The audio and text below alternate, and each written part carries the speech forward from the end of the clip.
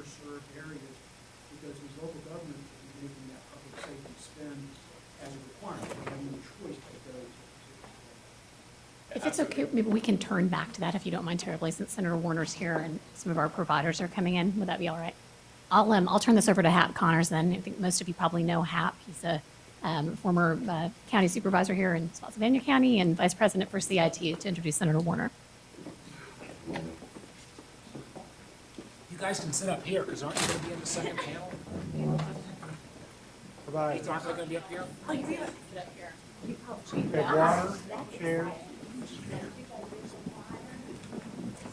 Just those. Now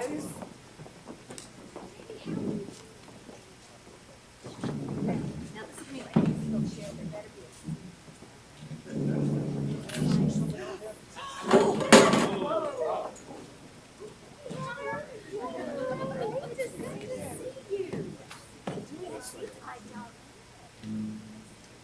Ladies and gentlemen, Yes, you did. and one casualty today. Yes, you did it. I saw you. It's my distinct pleasure to introduce our soon-to-be senior senator in Washington, Senator Mark Warner. Now, I don't need to recite to you his biography. You all are very familiar with Senator Warner's biography. But there are qualities that define Senator Warner that cut across all of his experiences that have made our state a better state in which to live, and he's working on doing things for our nation that's going to tackle deficit problems and also jump-starting the economy through his Startup Act. When I think of Senator Mark Warner, I think of an innovator. I think of an entrepreneur and a businessman. I think of, most importantly these days, I think, is an inclusive, pragmatic problem solver. In his early days as an entrepreneur and investor, he created Nextel, and you all are familiar with Nextel. It basically revolutionized that industry and was a great investment. I thank you very much. It was helped me buy my first home. I should have probably kept the winnings and invested in Apple or something like that, but I invested in my home. So thank you very much for creating that company and that industry. As governor, as you well know, he brought his business experience to the office and came up with strategic plans to better position the agencies and the government for the long term.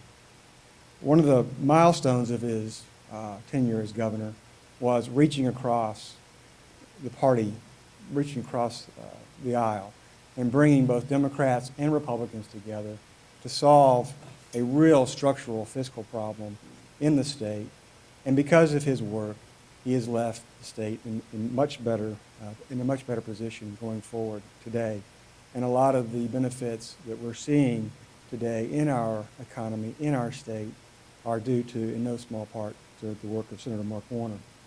And in the Senate, he's brought these qualities to his work there. He's reaching across party aisles to bring together Senator Saxby Chambliss and also Senator Moran of Kansas to work out pragmatic solutions to solve our serious deficit problems, and also to jumpstart the economy with the Startup Act. We all talk about the innovation economy and how we all want the innovation economy, whether you're from the Fredericksburg area, Tyson's Corner, or Abingdon, Virginia. We all want what is included in the innovation economy. We all are trying to figure out how to get there. And if there's one thing Mark Warner has taught us, is his vision has given us a path to get there. But he also knows that if you have the vision, you have the strategic tools to get there, you also needed to invest in the basics, things like education and broadband. And that's why we're here today. That's why he's brought us here today, to get back down to the basics, to make sure we have these things in place before we can take our counties, take our jurisdictions, take our state to the next level of the innovation economy. And with that, I give to you Senator Mark Warner. Thank you, Hap. Thank you for that introduction. and for your friendship over the years and your comments. I do, I like that introduction. But I do have to tell you, one of the transitions, in my old job, he would have introduced me the way I really love being introduced, and now I present to you His Excellency, the Governor of the Commonwealth. And instead, now I'm introduced as the junior senator in an institution that 90% of Americans think is dysfunctional. So it's, kind of a wild transition. Let me thank all of the telecom providers who are here. This is not quite the dirty dozen, but it's, it's an illustrious group. And I want to thank David Alano and also Michael Steffen from the SCC and RUS who were here on the first panel. And Nitha, who helped, led the first panel. Did you get a lot of questions answered? Did they bring a checkbook?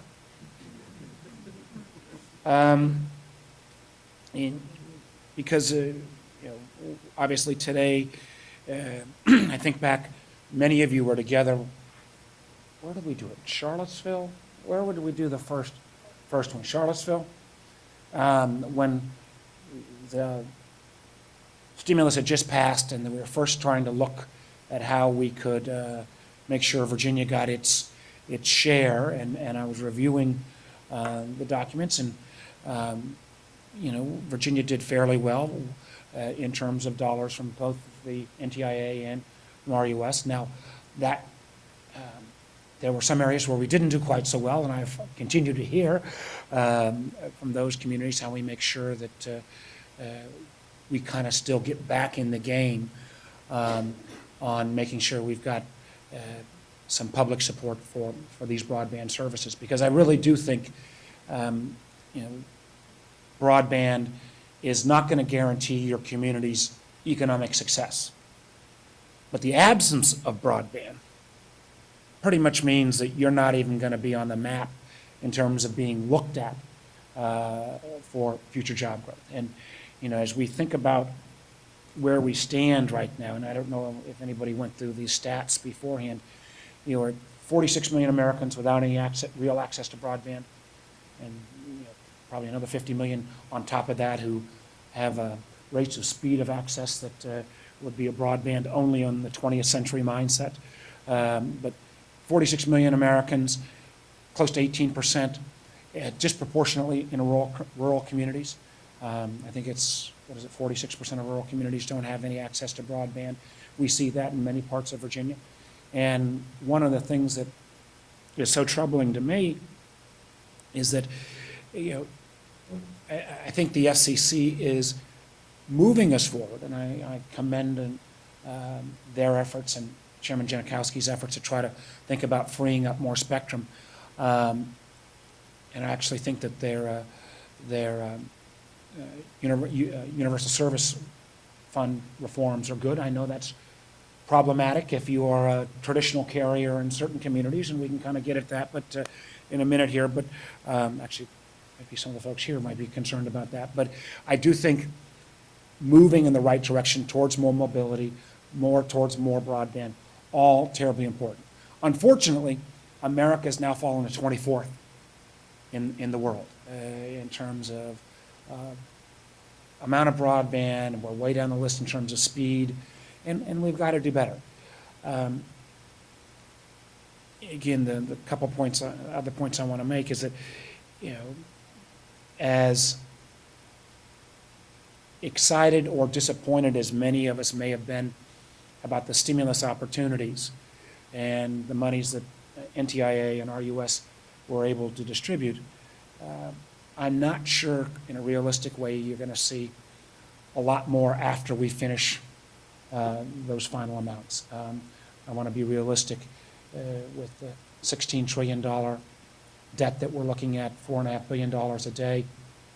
Hap was kind to make those comments about my working together to try to get a group to get a reasonable fiscal compromise. I'm at it, but it's not exactly like we've got that done yet. And the challenge means that, consequently, the Congress in the last year has cut about $1 trillion out of our government spending, out of federal government spending, which, you know, we need to make some of those cuts. The unfortunate thing for the people who serve at the local government elected level, or community development, or other related services, all of those cuts so far have come out of the part of the federal government spending which is called domestic discretionary. What does that mean in non-Washington speak? That means, you know, the federal government only spends 16 cents of every dollar that we spend on things like education, infrastructure, which broadband falls into, law enforcement, energy, research and development, all of those categories. And that is the area that has borne about 90% of all the cuts so far. And my biggest concern with some of the folks' budget plans out there is that, for example, the plan that the House passed, they would take the so-called Ryan budget. You know, there are concerns people raise about it on health care. Actually, some of those things around entitlements, I think, need to be part of the debate. But the Ryan budget, and this is relevant to those of us who care about at least public support for broadband, the Ryan budget approach would take the 16% of what the federal government spends on domestic discretionary and cut that to less than 5%, which to my mind is an enormous challenge, because there's no country in the world that's going to compete in a global marketplace that spends less than 5% of its national government spending on, you know, educating its workforce, educating its young people in its workforce, you know, building out infrastructure, whether it's road, rail, broadband, what have you, and continuing to invest in the intellectual capital, research and development that's going to really grow jobs. So it does force us back. I know you didn't think you were going to get my normal commercial, but it does force us back into the fact that, you know, we need to demand of me and others in Washington that, you know, we kind of get out of our partisan foxholes and are willing to, you know, Democrats take on entitlement reform, Republicans take on tax reform to generate additional revenues, because right now, you know, federal spending's at 25% of our GDP, all-time high. Revenues are at 15%, 75-year low. The only time we've had budget balance and not run a deficit in the last 75 years, and there's been a couple times on both Democrats and Republicans, it's been when spending and revenues have been roughly at 20%. So any politician that comes along and says we can do this problem only on one side of the balance sheet or not is, at least in my mind, as somebody who's obsessed with these numbers, not fully telling you the truth. So, you know, that brings us back around, and I know I'm just the filler in between the two panels here, you know, but hey, my conference, I get to come by at least, and I want to again thank everybody from Mary Washington for letting us use this great facility. You know, broadband is a big piece of that, because, you know, we cannot simply, if we're going to get this problem fixed, we cannot simply tax or cut our way out of the problem. We also have to grow the economy, and that's really where broadband, communications, 21st century infrastructure comes to the table. And I'm again grateful for the folks who served on the first panel. I think, Hap, you're going to regulate the second panel, aren't you? But before we do that, and realizing we've got about 4 minutes, and many of you I've had a chance to visit with over the years, but you know, I'm here from Washington, and I didn't bring a checkbook, so if anybody wants to go ahead and ask a question, comment, or just go ahead and vent some frustration, you know, this is a good time. Anybody got a comment or question they want to make before we move to a broadband or otherwise related? You're part of that. You're the 10% who's totally satisfied with everything going on in Washington? Come on, I knew that. I knew that would get folks. Yeah, please. Thank you for, first of all, for hosting this. It's pretty things that all of us here, and it's just very important to do. One of the, I think, a little bit of the frustrations for many of us in the audience in listening to the first panel, even though the speakers were well prepared and we respected what they're trying to do, is that there seem to be some regulatory / definitional issues that, if they're not addressed, basically takes us out of playing at all. One has to do with speed, definition of speed of broadband. One has to do with definition of community is a huge one, because most of us here, I would dare say, are not eligible for any of the loan programs or grant programs Because because the of the community's too small. definition of community. Really. And it's a really vitally important one. Matthews County, for example, is losing population. We're now under 9,000 people. But we have DSL in select areas, and because of that, we are never going to be eligible for anything because there is broadband quote in the community. And so I think that's a really critical piece for to take a look at from a regulatory perspective. Yeah, I agree. So, what was the response? It's a problem. Well, let me, one of the things I was, how much, I looked at the numbers, hasn't most of the money, at least out of the initial stimulus, $7.5 billion been deployed? Yes, no? Who's gonna? David for RUS. Yes? Yes. It's $3.5 billion for RUS, right? Correct. Right, so, the $3.5 billion, when there was only $3 billion authorized, wasn't it? 4 point. So, what do we do about this? Well, we're looking at definitions under loan and grant programs. And none of us, probably the majority of us, won't qualify. So David, do we need a legislative fix on this? Do we need a irate letter from a senator? What? So the definition that we have for Community Connect grant program has to serve a community with a 1,000 people and serve it all. We're in the process of implementing. So we should have a proposed rule out later this fall, and we'll be seeking comments and maybe further. But doesn't that put everybody in kind of a black hole until then? Well, Are there, how much of that, of you got $700 million left of that 4.2? this is, it's a $14 million grant program that's out this year. The window just opened for communities that have no money.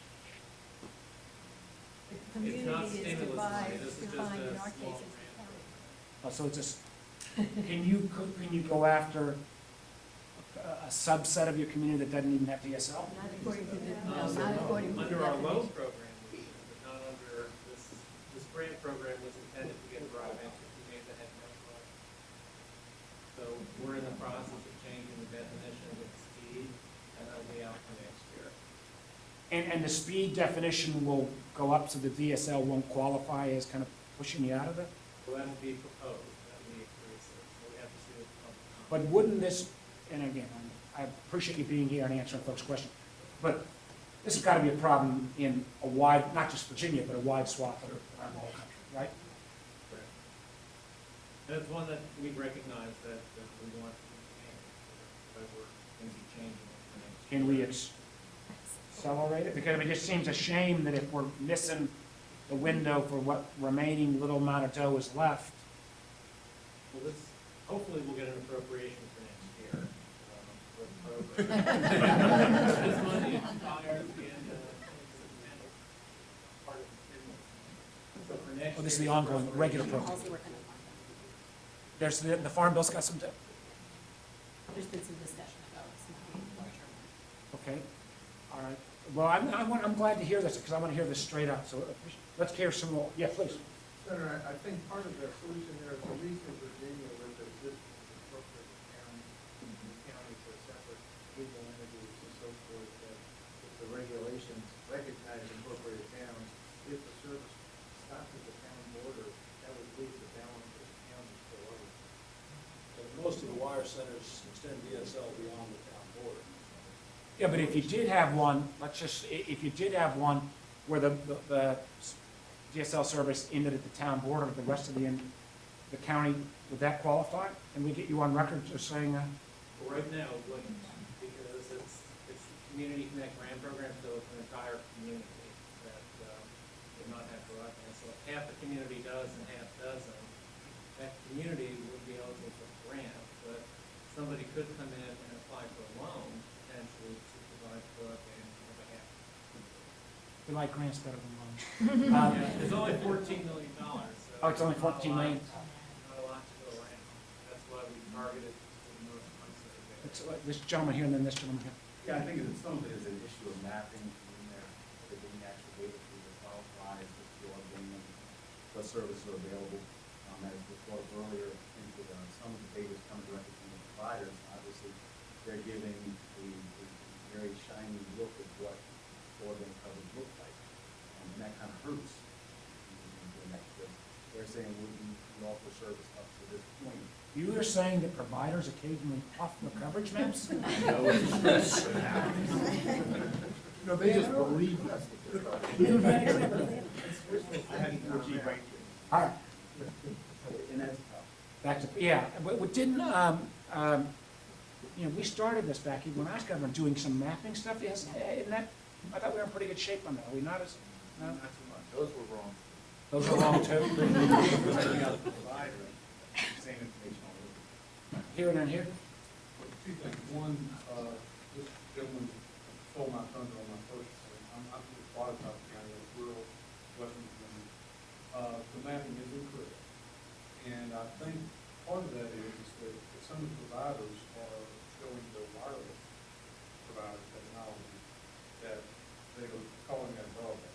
And some of them are not pushing into continuing to push for wireline terrestrial broadband, and they're mixing the two. The second point I had was if you allow communities to self-define a community. In other words, there's a lot of localities out there, counties, and the definition is you have to be able to borrow funding. In other words, you have to be an authority or a county or a city or something to be a community. And if a county can self-define an area within that county and apply for a loan for that area, I think One of the things, it sounds to me like we're kind of up the creek on the 14 million bucks. The 14 million bucks getting chopped around the whole country now. But let's make sure on these regs that we're all working together to have an organized set of comments and make sure we can, we'll be more than willing to weigh in a lot too. Here and here. Bobby Pappas, Savannah County. One of the things that we're dealing with is that we have population over the amount that's really defined. Me? Sorry, anyway, we have a concentration density in a private area with the large-scale homeowner association in Monticello. Obviously, they have better access and better opportunity than the folks in the rural area, and I think Loudon's probably doing that, having some issues with the way they're set up, and I know Caroline, because I used to be on the board there, they're facing some of those same challenges. So a redefinition of community is definitely needed, but a little bit broader, I think, so that we can actually address the real problems out there in our rural community, not just the county as a whole. Can you all, along with your colleagues who are not here, make sure we kind of speak with one voice, or or a series of agreed upon common definitions or common issues here? I think we just a little more power in numbers rather than each individual jurisdiction one off. Yes, please. I know you're anxious to get to the second hand. This isn't faulting anyone, but I think maybe you can do something about it. I have a concern associated with Light Square of how everything came down, that it's leaving a lot of entrepreneurs, innovators, and saying, why do I want to do something? So that the repercussion is really bad, and I think something needs to be fixed. So somebody that goes in and starts investing and really understand the regulations and get the things done ahead of time. So we get Yeah, I mean, broadband systems it's, and satellites. I do think the idea of a large-scale reseller using that spectrum or similar type spectrum makes a lot of sense. I do have to also acknowledge, though, Pat made mention of the fact on Nextel, which, by the way, I sold earlier than Hap probably did, because I sold it when it was pretty quick to go in public, long before it merged with Sprint. But you know, as we were accumulating that spectrum, we weren't sure we were going to get all the waivers we needed because that was the old SMSRS spectrum, and we were able to migrate it. But I do think that the light squared, if we're really trying to push innovation, the light squared fiasco doesn't help anything. Scares the heck out of the investing community. And candidly, I think the FCC moved aggressively on it. I don't know, you all probably, this may be like the only group that would actually know what what we're talking about. And they kind of jerked back some of it, and it's gotten politicized. And, a lot of it had to do with the GPS guys really went very aggressive. How's that for? And we've got to push. I mean, one of the things that this shows part of our challenge, and again, this is more on the mobile side, but I've had a bill with a Republican colleague from Mississippi it's actually with Susan, with Olympia Snow, and just trying to get us a spectrum inventory. We don't even know, we talk about how South Korea and all these other countries are way ahead of us, because we don't even know who's using all of our spectrum. 65% of our spectrum is controlled by the government in one level or another, almost all federal government. And we don't know how much of that is being underutilized, and we got to push on that. But the light squared example is a problem. Anybody got a last word? Yes, ma'am? I like the idea of all of us working together. I'm with Loudoun County, which is a blessing and a curse at the same time. We're both the wealthiest county in the United States, and yet we have the haves and have-nots, just like everybody else does. So I think it's a really good. Loudoun County's politics makes Richmond and Washington look rational.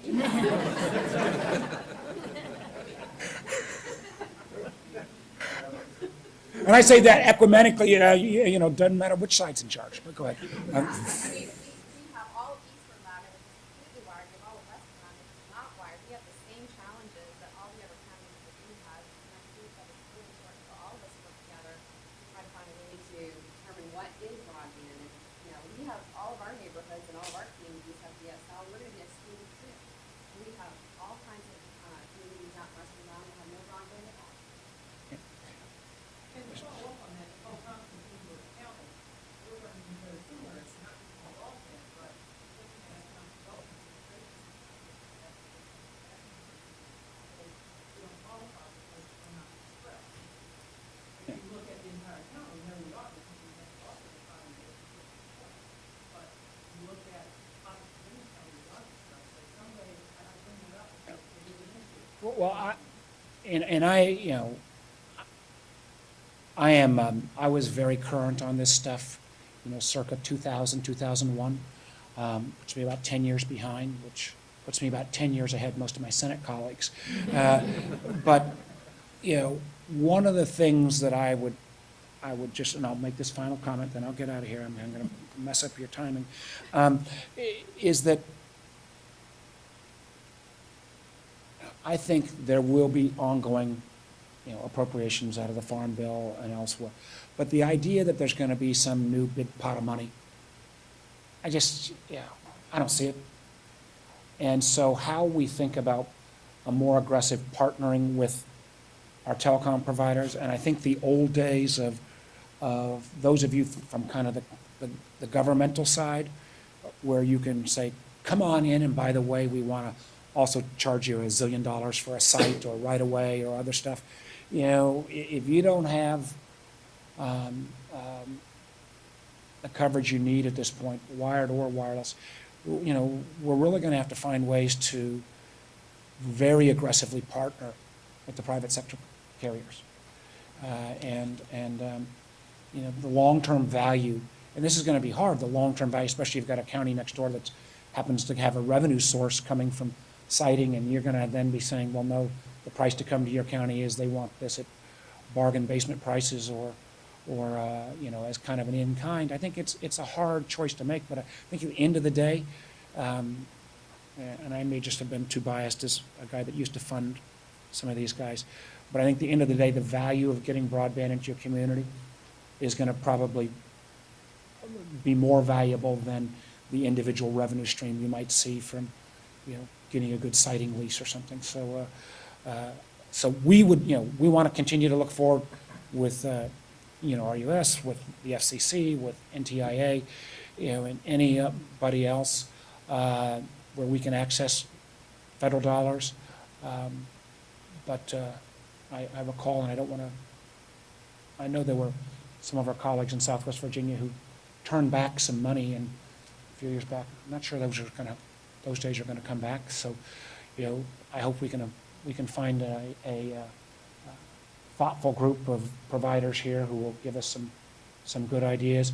We're more than willing to coordinate or collaborate with any of y'all on making sure that we get targeted. And Cindy, your point, I'm really glad you raised that with me in the room, because I'm behind on that level of detail at this point. But we'll help push this, and if we could have kind of a Virginia-centric effort on these definitions, that would be helpful. So with that, thanks everybody, and you guys get to keep talking about broadband and innovation and growth, and I got to go back to the Senate.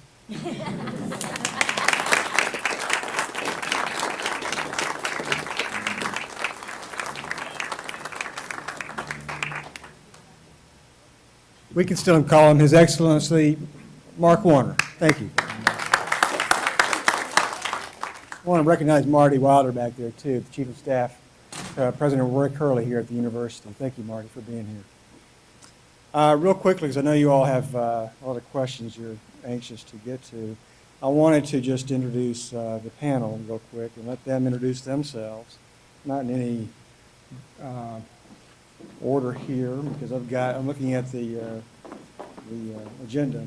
But if you could just briefly introduce yourselves, your company, and maybe give us a success story, a recent success story of how you worked in a public-private partnership, that would be of interest to us.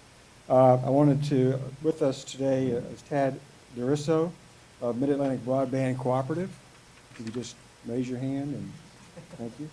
Rondi Ferguson of CenturyLink, right here. Heather Burnett Gold of Fiber to the Home Council. There you go, thank you. Frank Jaquez, U.S. Cellular. Thank you. Mary McDermott, Loomis Networks.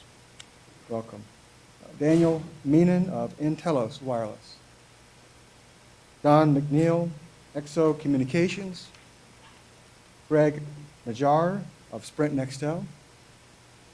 William Newboard of Virginia Systems.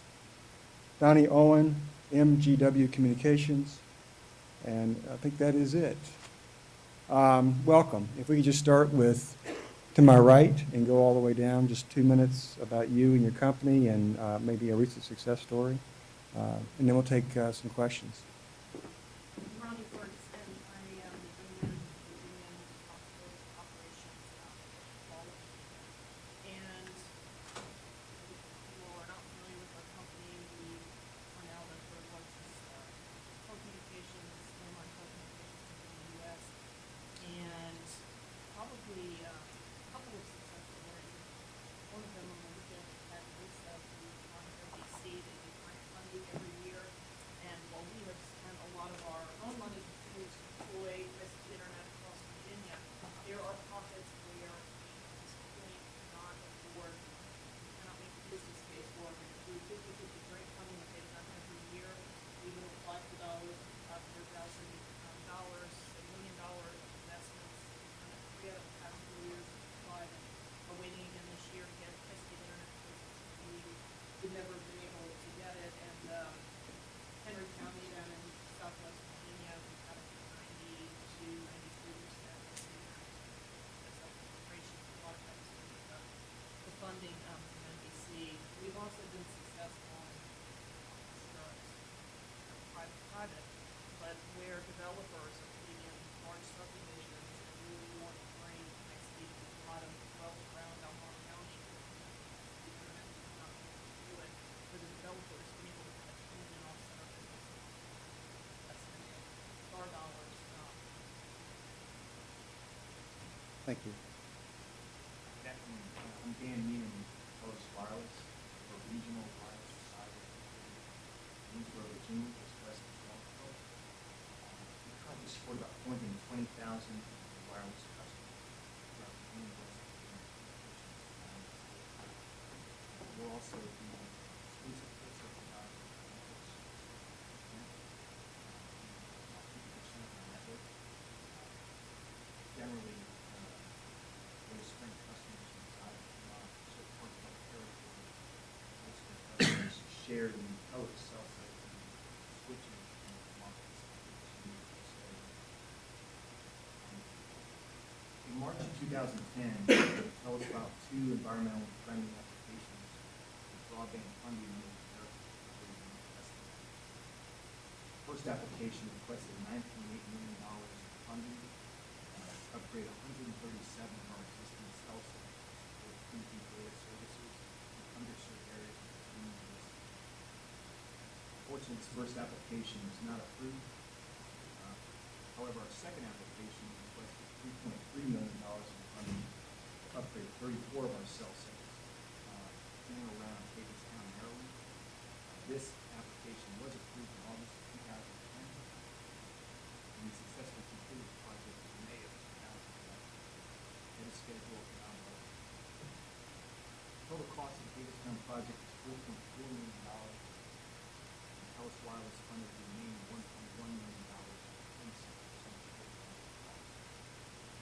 As a result of our team's efforts in Hagerstown, Amber Benson, our project coordinator, was invited to the White House representing Telus for the Champions of Change program.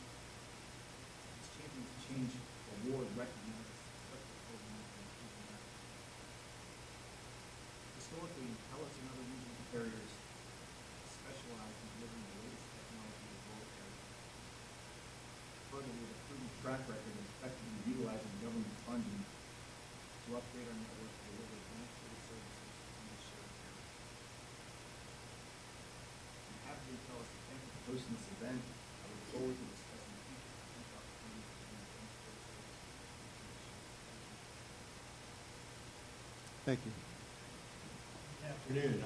My name is Bill Newborg, and I'm the GM of MetroCast Communications for cable operator. I see quite a few faces in the audience, of folks I know. Success stories, we're a small independent. We operate in 9 states, from New England to Mid-Atlantic, and then we have some of the southern portion under GM.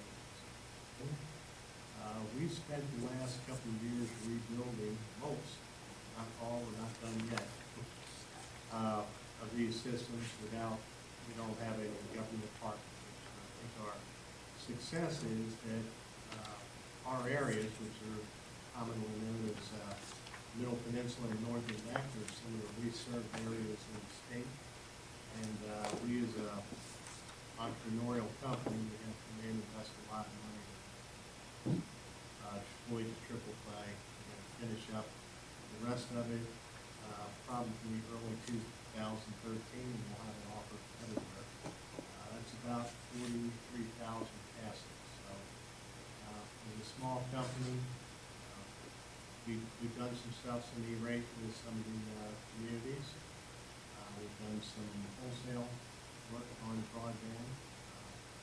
So we are part of Virginia. One of the other things maybe a little unusual is that we have 8 local offices within the communities and try to be part of the community.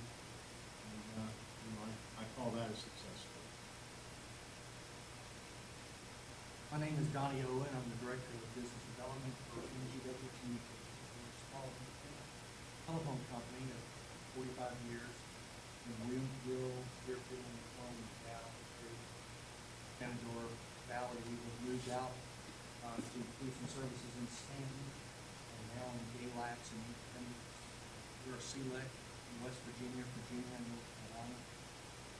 Being a small independent, we've really struggled with being able to get broadband out to the remote areas. But trying to be innovative and looking at a solution, we have started to deploy a fixed wireless solution. And that is a high-speed radio frequency with no license, point-to-point to the home. Started out being able to deliver 1 to 2 megs. We were able to deliver up to 10 megs to a lot of places. One of the success stories we had is a school system, 12 miles.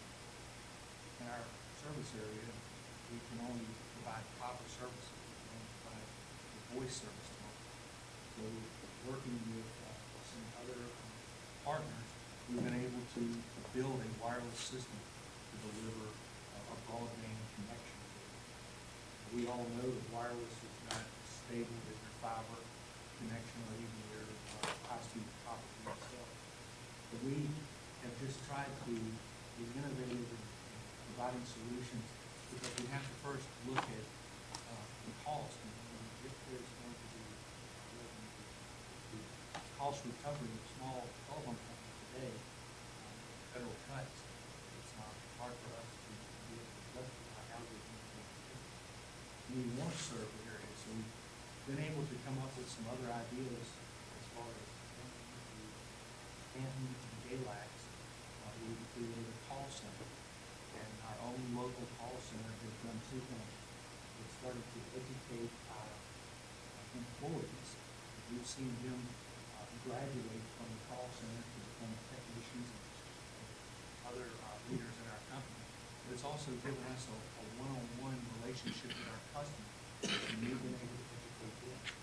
We've had to educate them on a couple of things, on technology, but we've also had to educate them on why we're not able to deliver broadband.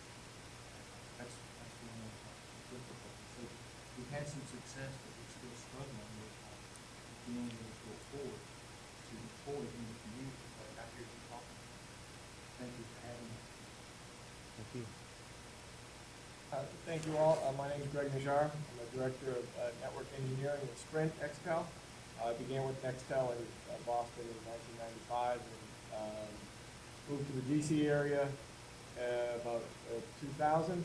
And as you'll work with Nextel, as the Senator mentioned, they're a very aggressive and innovative company. We had the ability to be flexible, work with different companies, corporations, counties to provide services and solutions fit their needs. After the merger, Sprint and Nextel basically ran two networks, the Nextel network and the Sprint 3G network. And as Dan Hesse has mentioned, for years, the WiMAX 4G became available, and he wanted to immediately grab onto that and provide again a new innovative service. But in order to manage those three networks, between 2007 and 2010, there was about a $5-6 billion investment just to upgrade them to EVD, all these acronyms, 3G, 4G. But literally between 2010 and 2011, the usage and demand generation was so high that we set upon a new program called Network Vision, which was another $6 billion investment, because the networks that every carrier operated on, including Sprint and everyone, they had a lot of legacy equipment, 10 years, 8 years, or more sometimes in the ground, and we just could not service the needs of our constituents, users, whoever, whatever you want to call it, it was not enough. So in order to get, whether it's in the big cities or on the fringe in the rural areas, we had to put a new plan in place. So that plan that was developed was called Network Vision, which is essentially to put in place one single network. So every Sprint cell site right now currently is undergoing a whole facelift. When it comes out of that facelift, it's going to have the ability to have broader coverage, higher speeds, better solutions. Even though it's still using 3G, 4G, and 1X, all of those services will be better. So the first thing is that will help increase our service on the edges where a lot of you folks may have service. And at the same time, not just better coverage and service, but we have the ability to do something that no one else can do, which is spectrum sharing, which is this flexibility which the LightSquared deal was built on. And that, again, was to help reach areas that, starting by putting a pole in the ground, can take a long, long time and be very expensive. So I thank that gentleman for bringing that up, but that was something that Sprint had started. It was, again, a deal where LightSquared would bring the equipment and the spectrum. We would be able to provide that national footprint and have that dual terrestrial and satellite 4G service basically around the country. And we had begun to hire people that were just LightSquared people, so it was getting the jobs. It was doing a lot of good things, and I guess that article in the Wall Street Journal this morning sort of detailed some of the downturn, I guess, but there was a lot of basically negotiation that just didn't occur. We'll sort of put that at the feet of the Light Square folks, but as you mentioned, the business plan was solid, the technology was great, it was gonna work well, but some of the, I guess the dance partner didn't work out so well. That being said, we still have that opportunity with the Sprint network and this network vision to do similar deals. We have, again, wholesale relationships, but we are also use roaming as part of our ability to help reach other areas of the, counties and states. And with those roaming agreements, we can provide some flexible solutions that may be able to help provide advanced technology into some areas that currently don't. Thank you. My name is Frank Shakeless. I am currently the Director of Sales for U.S. Cellular here in their Mid-Atlantic market. We are a Chicago-based organization, currently serving about 189 markets in 26 states. The Mid-Atlantic market makes up West Virginia, Virginia, North Carolina, a little bit of Maryland, a little bit of Pennsylvania. And currently we have 3G services deployed in all those areas that I speak. And across the organization, we are currently set at 25% deployment of 4G. And here in Virginia, we hope to be just over 50% by the end of 2012. Speaking of Virginia, we have roughly 11 company-owned and retail locations, 32 authorized agent locations. We have a regional business office in Roanoke, Virginia, a engineering office in Lynchburg, Virginia, a switch in Lynchburg, Virginia, and finally a switch in Roanoke, Virginia. As I said, the current network is 3G, and in February of this year, we announced that we will be bringing 4G to a total of a little over 50% of the areas that we currently service. I've been with U.S. Cellular for well over 11 years and actually worked with a lot of folks just like you in the room. I come from the sales side of it, so not only putting the solutions together with the right devices, but also having the network to stand behind it is critical, and I can understand that. We have a total of 14 Android devices that we will be launching this year to try and support many of the different services that your counties and organizations require. The success story side of it, I'd like to talk about since 2009. Since 2009, U.S. Cellular has utilized the USF funding to build 11 wireless voice and internet sites in rural towns across Virginia, the majority of which have populations less than 5,000. Without USF for wireless, it would have been impossible to support the infrastructure investment in these sparsely populated and rural areas.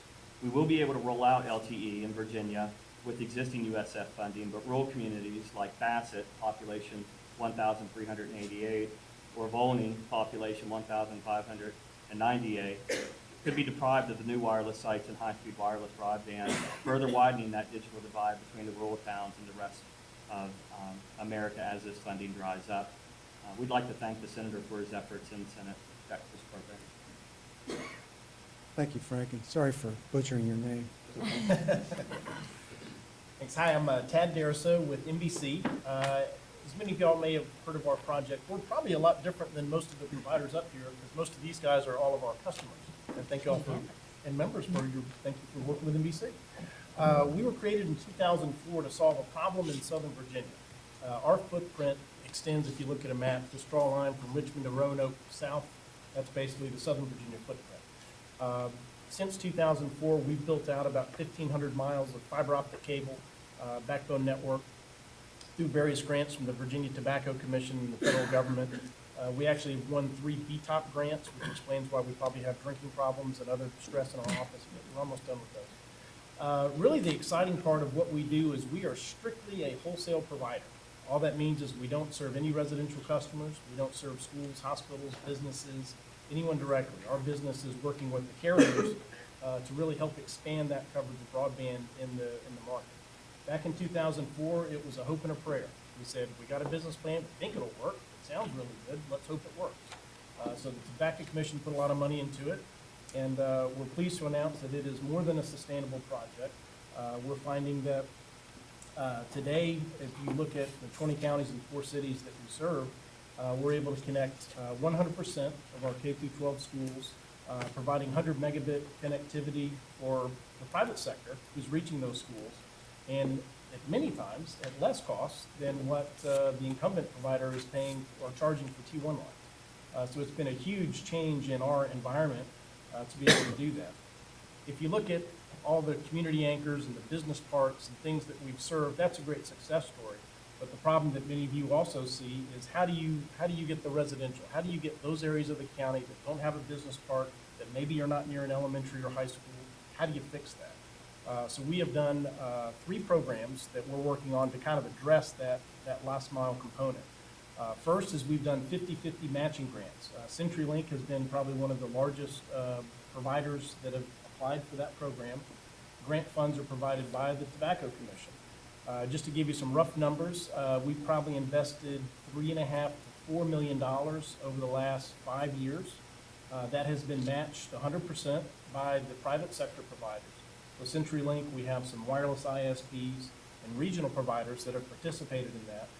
Long story short, probably have about 16,000 homes and businesses that now have access to broadband where they did not have access before. That's not fiber, that's DSL, it's wireless internet, things of that nature. So that's been a really good program to help that. Secondly is we have done a pilot project using our own funds with a company out of India called BNL Networks. They have a unique Wi-Fi system that's designed to work in rural areas. And we talk about rural Virginia, this is rural India. So not only is it very rural, they don't even have power. But they're able to utilize these new networks and new technology using solar panels, small towers, and efficient radio systems to deliver broadband in just the remotest parts of the country. We are deploying that in Halifax County through one of our partners. It's the first test project of the U.S.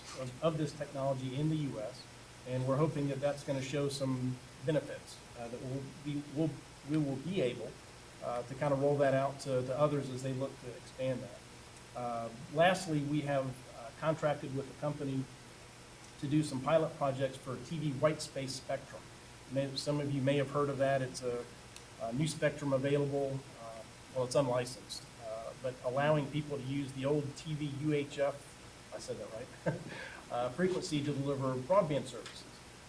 We just signed a contract with a company, Spectrum Bridge, and a company called Carlson Wireless to go out and test that. We have polled our members in the Southern Virginia footprint of who would be interested. We have 6 companies deploying 6 base stations and 60 radios, and we're going to see if this stuff works. And the total price tag for that was about $76,000. We're going to see. I think this may be one of the early adoptions of TV white space to see if it's a valuable technology to at least get something better than dial-up, not as good as DSL, but something to help our rural areas at a very effective cost point. So that's what we're all about, and I'll be glad to talk about that in the Q&A session. Thank you, Tad. Hi, I'm Mary McDermott from Lumos Networks, and we spun off from Intellos on November 1st. We have a 5,800-mile fiber network, and I brought maps for everybody. I have more in my purse, so yeah. And I'm going to do 5 projects in 3 minutes, and I practice this at home, so I know I can do it, but I practice standing up, so here I go. All right. Fiber to the premises in rural Allegheny County, 4,000 households, 230 businesses, and 36 community entities. It's mountainous terrain, winding roads, and a population density of about 5 homes per square mile compared to 70 in Waynesboro. With a 50% VTOP grant of $8 million, it's going to take Lumos over 10 years to break even on the 50% that we put in. So even when you know what you're doing and your capital's 50% off, it's not easy. And this project would not have been possible without the leadership and vision of David Kleppinger from the Allegheny Highlands Economic Development. 13 years ago, Lynchburg, Virginia traded us a dark fiber network for telecommunications services. The speed on that network at the time was 56 kilobits. Today, Lumos is upgrading that network to 100 gigabits with connectivity to the National Lambda Rail. Customers like Centra Health and Liberty University have multi-gigabit Ethernet connections on it. Mike Getz in Lynchburg understands the link between economic development and broadband, but so do a lot of other people, so do you. What he and his team know that makes them successful is how to work as partners to use broadband to attract business and jobs to their city.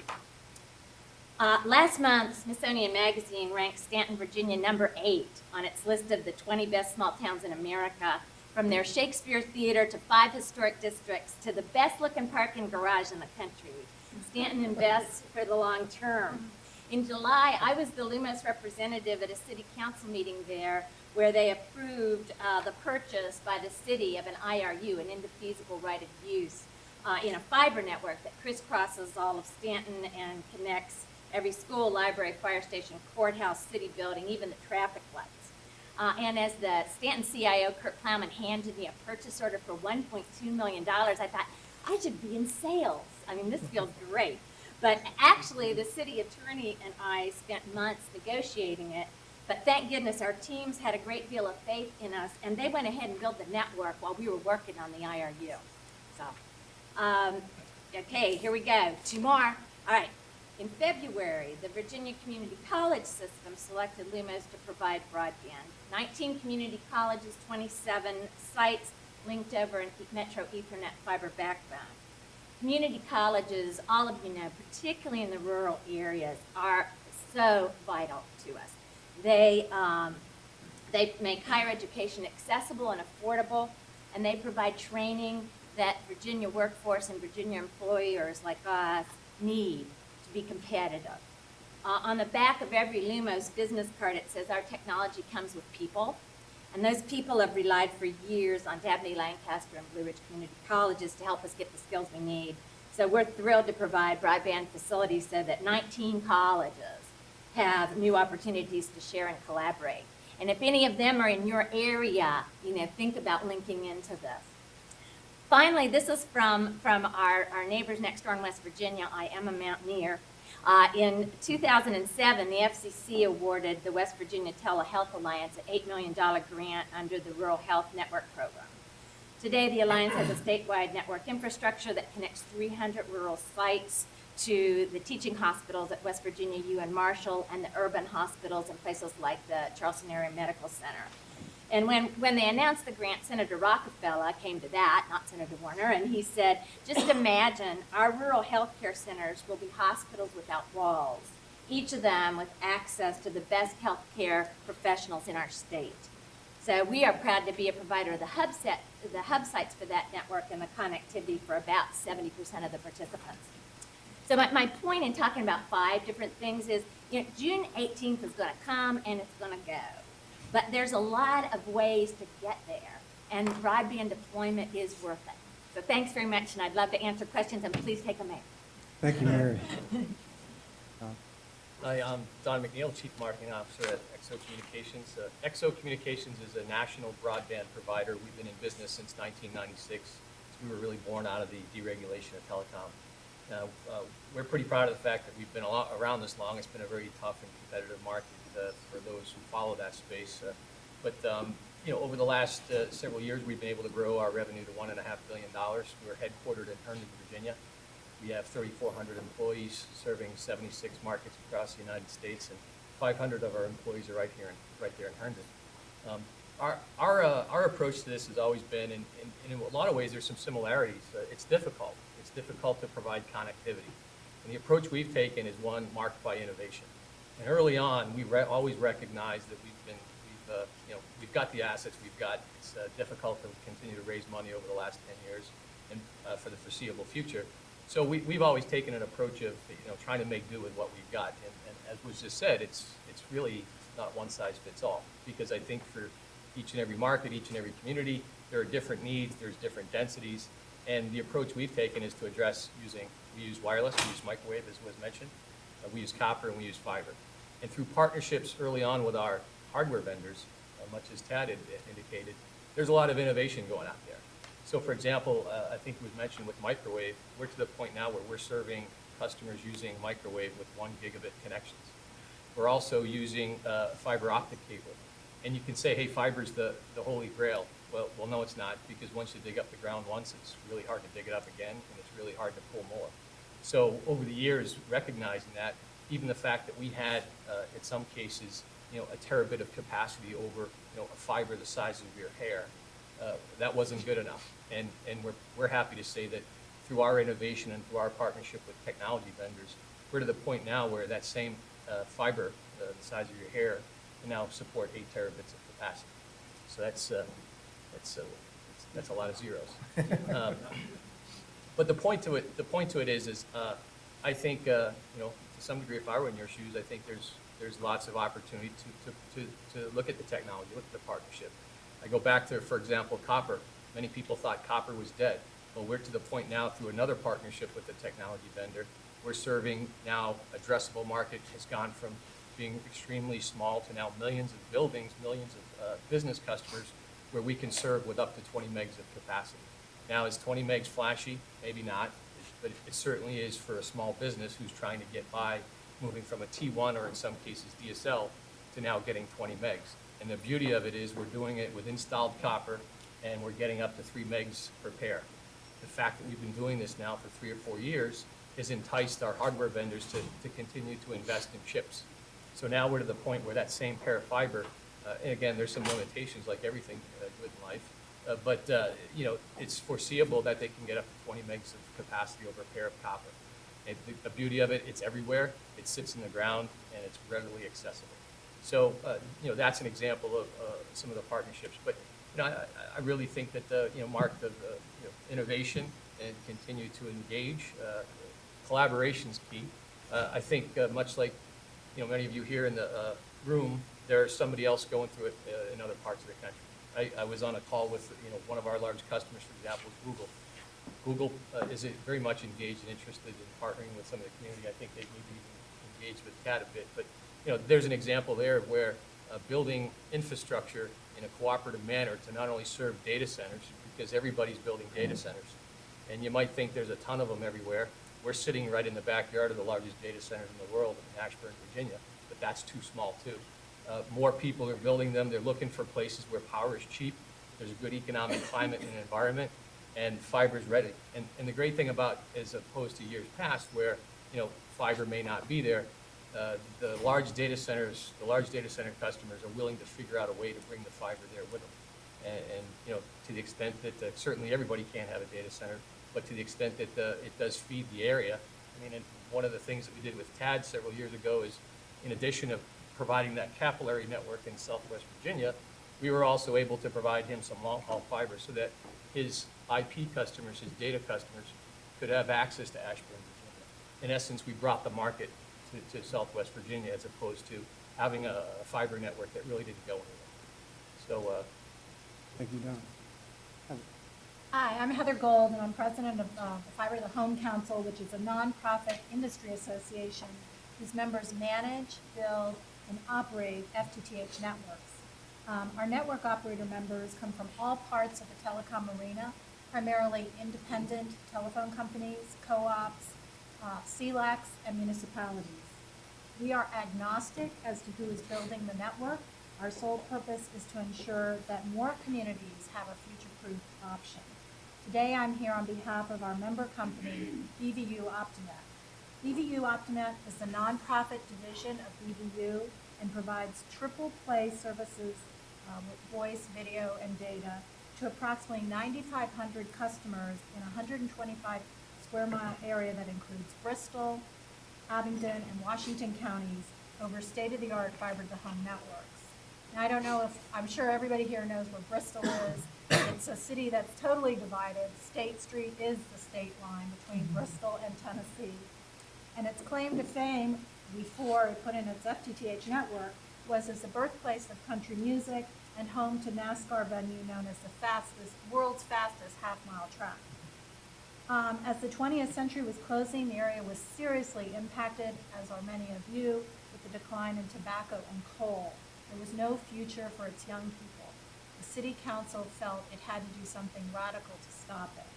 Like many rural communities, the city owned and operates its own electric utility, and in 2001, the city decided to build the first government-owned FTTH network in the country, and it was all designed to enhance the economic viability of the region and to improve the quality of life for its citizens.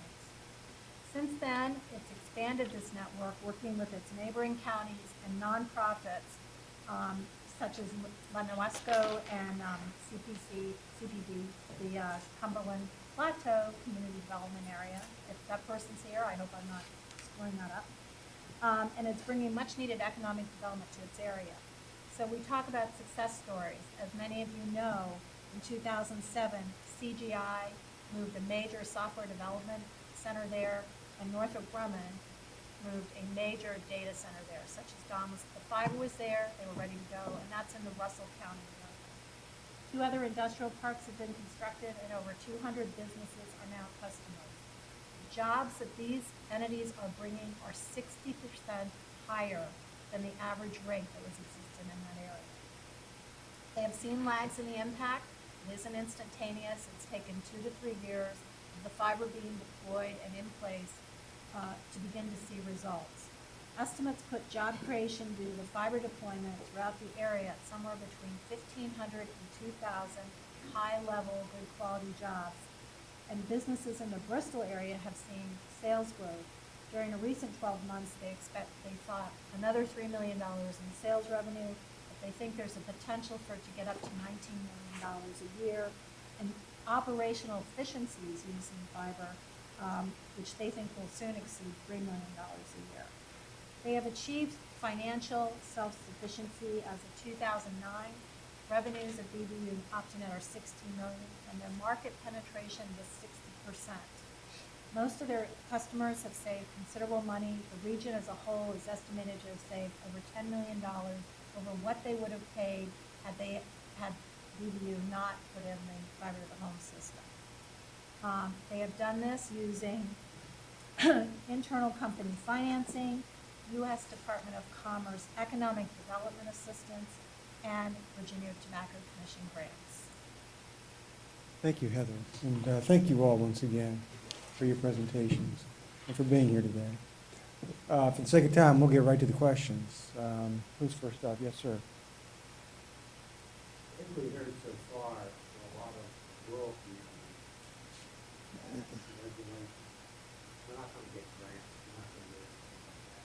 It's kind of the ones that there's going to be a lot more money in that. So we're back to looking at the horizon. Can somebody help me figure out what should the local communities do and have places that are not served? What regulation changes would be needed? Okay, easements, whatever. Just some input back of what can the community do to enhance the business model that today says you're not going to come into a place that's so rural that's only got a few people. So what incentives can the local governments or regional governments do to entice? Right, yes. Heather, you had your hand up. First Heather's of got all the answers. I don't know how many of you are familiar with the Community Toolkit that is online. It's a resource for you. It's on the Virginia Broadband, www.wiredvirginia.gov. But one of the things you need to do, and if you haven't read Google's agreement with Kansas City, okay, that is on a major area, but if you go through that, even as a small community, I have members that have less than 3,000 customers. So there are fiber to the home solutions that can be economically made. I have people that are serving 14 county areas in rural Minnesota. So what you need to do is go through the Virginia Toolkit. In fact, my association is building one on a nationwide basis to help other communities and aggregate your assets and your demand and figure out how to take a compelling package story to the service provider so that you can show them how they can break even. Sorry. But that's a great resource. Thank you, Heather. Tanya? Can I just add one thing to that? Yes. We've had a lot of wireless ISP members try to find areas of how to get communities done. There was a small town in, county, Evington, Virginia, just south of Lynchburg. Evington, thank you. I believe the group there, the community really wanted broadband, but just couldn't get the attention of any of the providers. So what they ended up doing is posting in the coffee shops, the firehouse, anywhere they could get folks a petition to say, if broadband were available, would you as a resident be willing to purchase that service? And they ended up getting about 120 people signing up for that. It was not a commitment, just saying, hey, I'm willing to do that. They talked to a couple of our ISP members and eventually got one of those to look at that and built out a wireless network to serve that community because they had the customers, the revenue to there, and they made that successful. Because at the end of the day, really the private sector needs to know, can I make a return on my investment? And it's very hard for them to go out and just prospect and spend time and money doing that. Community has the ability to do that, and that may be maybe one way to approach it. Thanks, Dan. Any other questions? Yes, sir. I guess here in that, that scenario, how you generate the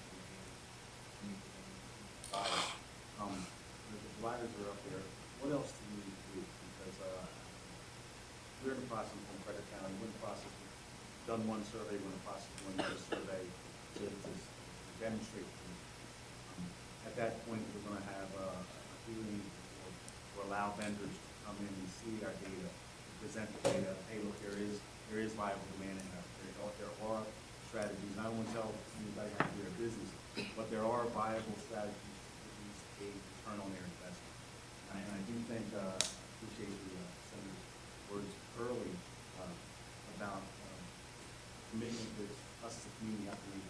But there's also a commitment on the other side from the providers. It's a two-way street. Obviously, we understand that there's a business model that's to serve. Also, there's a community element, and there's a service to the community element. It also relates to economic development and everything like that, but we're also providing for municipal public safety and education, things like that. It serves the community as well. And I just want to know or better understand what else, as a director of IT or an entity who brings this kind of data to providers, what else do I need to bring to kind of stimulate those ideas or those options? Anyone? I'd say a couple of things. One is I would encourage people to get with some of the places that have successfully done some of this and learn because it is really important to all of us that we have a chance, at least, to break even or to make a little money on what we're doing.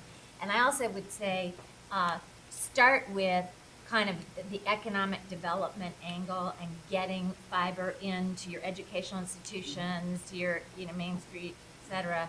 And then finally, our biggest customers right now, our fastest growing customers right now at Lumos are the wireless providers because they're putting in 4G and all of this, and it really is going to give us some ability to have a variety of ways to bring real broadband to communities. So, I would also keep those in mind as we go because all of these guys, they're great customers of ours because it's only wireless to the cell tower, and then they need landline, high capacity to get it going. So, so those are my thoughts. And then Senator Warner also said, please try to be business friendly. And that doesn't mean you let us providers walk all over you, but things like pole attachment agreements and access to conduit and some of that, franchise stuff, that's important too, to make it, easy to get in there and serve.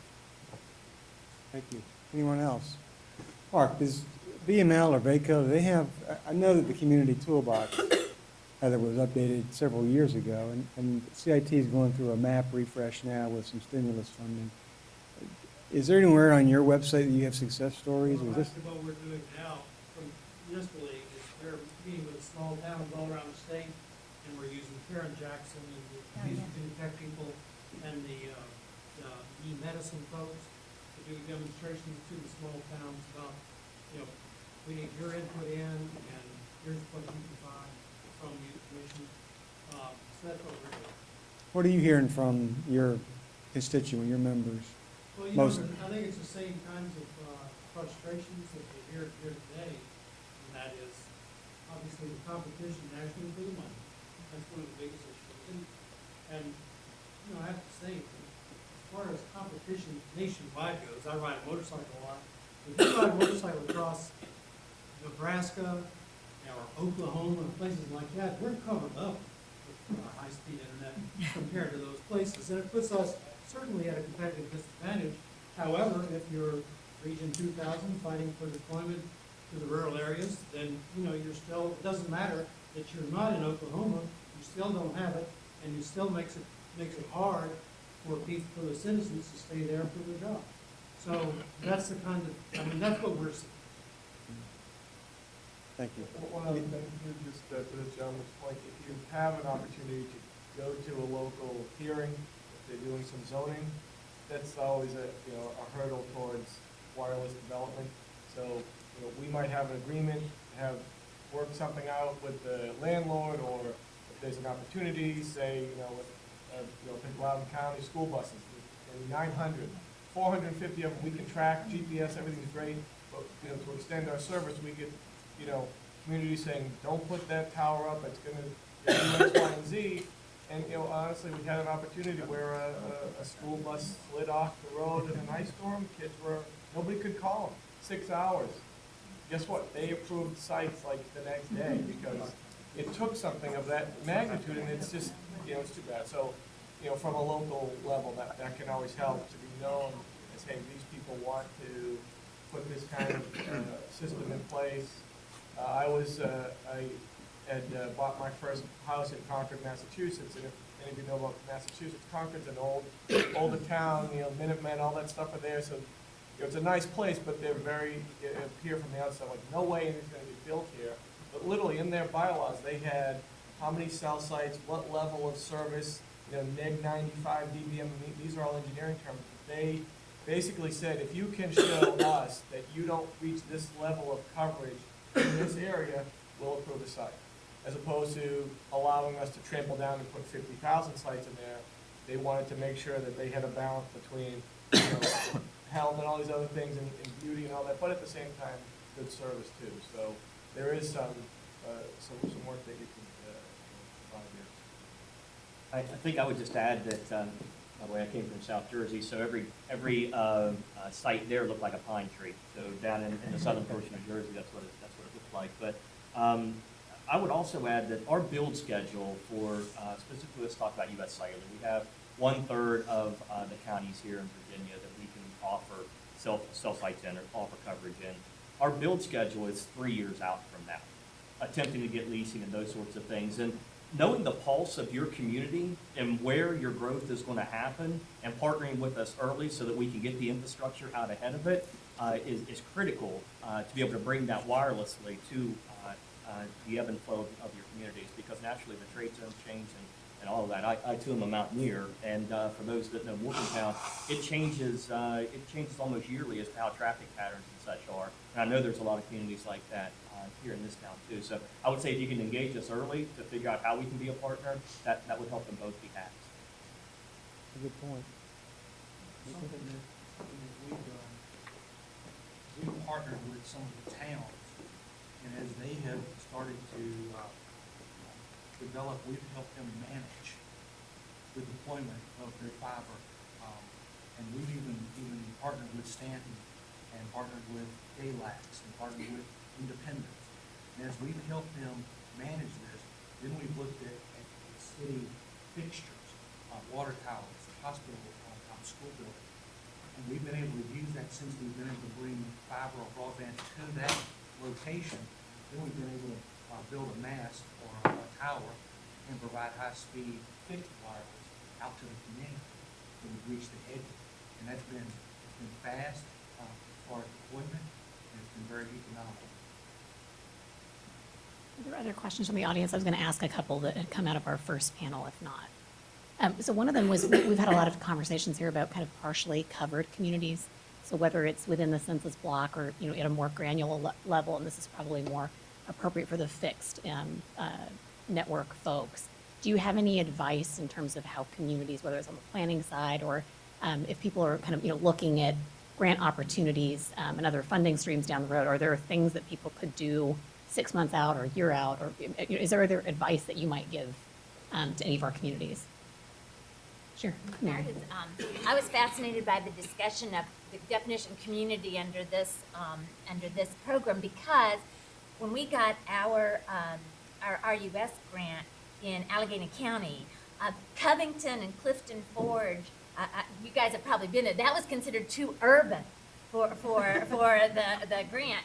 And so, we did the donut with the hole being, there, and we're doing that on our own time, and the deployment that we're doing, the fiber to the home in the rest of Allegheny County is outside of that. And I think unless we can get definitions where you can do that, it's just not gonna be realistic to think because you've got it in town that the folks on the edges don't need it or something. I mean, that's crazy. So I think we all need to work on that.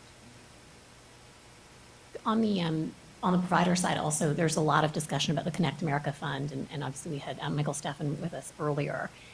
To what extent are you all starting to kind of think about money that will be available either from the FCC kind of on the broadband side or through David and other folks at RUS? Are those conversations happening? Are there, what I mean, like, is there any insight or any kind of, Absolutely, right? and so for CenturyLink, we know what our allocation is, we've got a date, we're going through every site that does not have high-speed internet today, and the problem gets back to the definition, because it's probably not an area where we don't have some high-speed internet, and in those areas, overall, our penetration numbers in Virginia are, have to look at between 88 and 90%. So we've gotten it everywhere, so I'm not sure that Virginia will qualify. For the money that you got. Yeah, and it's a shame, because there's still a lot of areas where we keep working, we've got our list, and we go down, and every year we ask for funds, and we're being creative, and technology gets a little cheaper. And so, we're trying, but just not be able to access that is hard. We were trying to push them, as you can imagine, since you heard Senator Warner, to have a more aggressive definition that rolled. We will live to fight another day, I think, on some of those numbers. But it's an interesting theme that we're hearing from all the providers here. Does anyone else have any kind of, as you're thinking about these streams of money, either on the wireless side or the wired side? Any other comments? Are there other ways in which you think our communities could partner with you aside from the regulatory piece? I mean, obviously there's tower siting and there are, easements and access, but are there, and actually specifically, because we get this question sometimes, if I'm a rural county, whether I'm unserved or underserved, and I'm thinking about applying for some of these federal funds, so maybe I'm looking at a grant fund, or maybe I want to set up a partnership, do you think that folks should come to you first and kind of, talk to you and to some of your competitors, or what's a good way for kind of engaging between localities and companies? Or on the flip side, as you all are looking to deploy within your maps, are you then reaching out to our communities, or how are you, or Mary? And I would say this is for doing grant stuff, or even just doing your economic development planning. When I've been in telecommunications for about 30 years, and our network maps used to be our closely guarded secret. Well, now we're finally putting our fiber network, the in-town fiber network maps on our website. Our salespeople have got it. When you are talking to somebody who's thinking about moving into a community, moving a business, know where those fiber facilities are. Because, if you locate, people locate within, a half mile of that or whatever, doing that spur out to a new business or whatever it's nothing compared to if you put people in the wrong place. So, you should know where those facilities are in your area. It's important. Thanks, Mary. Anybody else have questions, sir? Wireless providers for mobility, you're operating 3G or 1X, 4G. Are you all coming out with any product for public safety that you then sell for public safety? Or changing out the first responders' air cards to a 4G card, and then in return, a community could say, we'll provide these number of accounts for your 4G service for your first responders. In return, we'll give you access to their towers, not the frequencies, not the spectrum, but the towers in return to be able to sell your 4G service to residents and businesses that happen to be in that area. Any thoughts on that? I'll start. I think those level of conversations are happening in different pieces of U.S. Cellular's organization. The initial wave, at least with U.S. Cellular, is going to be a 4G handset. Then it's going to come with a modem, and then we'll also have tablets. All of this is going to be in a hotspot also, like the small credit card size. All that's going to be available by the end of this year. What happens after that really is wide open, because once the speed is there, then whatever specific application you would need for your town or community is up for debate at that point. The one thing I would say, though, is that a lot of folks don't understand that the technology at this point is still kind of talking only to itself. And so when communities or towns look at deploying some level of a wireless environment, they need to take into consideration what they're deploying, because you guys have been driving down the road before and seen a tower and your phone just doesn't work, and the same thing could potentially happen. So I would evaluate all of that and make sure that specifically we're doing some stuff with colleges here in Virginia and also up in West Virginia, and even some hospitals where they're actually building their own systems and they're allowing the carriers to deploy on top of those systems in a DAS environment. So those may be considerations also. For the towers within the users would be separated from public safety and commercial, but perhaps shared backhaul or listed public safety systems. I think some of those discussions are happening right now too at the commission at NTIA. The commission has a interoperability board that's supposed to set standards for the new public safety network that Congress authorized earlier this year. And then NTIA is going to have the governance board, which I think they're supposed to name people this week actually to that board. And then that entity is going to make decisions about, they're going to work with the states to make the planning decisions about where towers will be built. And then part of it has been this network capacity issue about how you share those resources. And I'll say for Senator Warner, we would love to see partnerships there because we see it as a way to help pay for that network. It's obviously going to be very expensive to build. Public safety spend is within the county. Right, right. No, that's why if we can leverage it and do some other things with it, I mean, I think, we'd love to have that conversation. Position local governments to say, here's a way of leveraging the public safety spend for data services for first responders, and then, because the coverage is going to be a 98, 90%, 98, 99%, just like voice is for public safety. Kind of that concept. Just to follow up, I was at the FCC, our senior vice president, was on the board of interoperability prior to the FirstNet nominations which are coming up, and that was, one of the major topics was around interoperability between a public safety network and the ability for the public to use same technology or use the assets with their own version. So Sprint has been very involved in all these negotiations. As an example, Fairfax County put an RFP out a year ago for exactly what you said.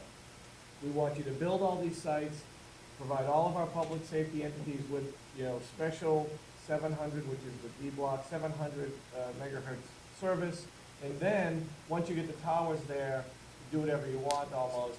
And we, with the technology we have, the reason we did bid is that we, at Sprint, would be able to take the public safety traffic, put it in its own chute, if you will, so it cannot be touched, using that same asset, and even using 700 if there was available spectrum left that you said for some of the lower bandwidth needs, allow that traffic to be commercialized, and then you kind of can fold that into the rest of the Sprint assets, in Virginia. And again, what you come down to is a device. You need a device that has the brains and technology to have multiple chipsets, and we can do that, but the challenge, as you can see, which has changed, was every county across America putting out an RFP, the interoperability would be a nightmare. So that was what this first interoperability board is, like, get the national network out, set some parameters, allow some opt-out options for states and communities who say, look, we really think we could manage it on ourselves, but we'll take a lesson from what you say. So there is,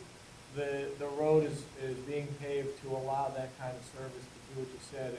And our SVP was asked, how are you doing this network? How are you doing this thing where you can put out a network, allow different vendors to build it, and yet provide interoperability and provide service for public-private commercial? So we have a very vested interest there. Engineers tell me it's doable. It's not It's not There's definitely been a lot of policy and politics around that network over the last year and a half, certainly. Are there any other questions? I want to be respectful of your time since you all have given us more than 2 hours today. Great. Well, I'm Neetha again for Senator Warner. My colleagues Kelly and Caitlin are in the room too. If we can answer questions or if you'd like contact information or anything, I'd like to very much thank Hap for graciously serving as our real moderator and taking care of this panel. And to all the providers, we really appreciate y'all coming out. I know it's a lot of detailed questions here. And then last but not least, I'd like to thank David Villano, who stayed the whole time, and because RUS, as you can see by that list of programs that they work on, I mean, they really are stretched in a million different directions, and they've been incredibly helpful to us. So if you've got an issue in the community where you're partnering with them, certainly let us know. David hears from us probably more than he wants to, but they've been really helpful, and if we can facilitate or get you more information and make something happen more quickly, we'd love to do that. So good to meet you all, and hope you enjoy the rest of the week. Thanks.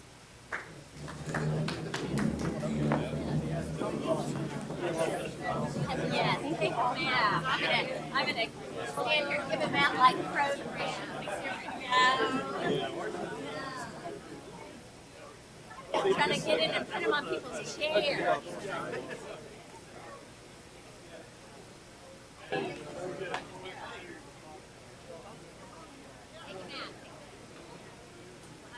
They already knocked the flag. I will.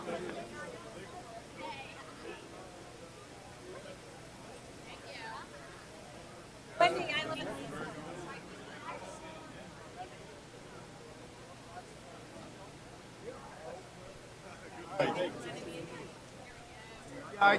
Great, good. Maybe I'll just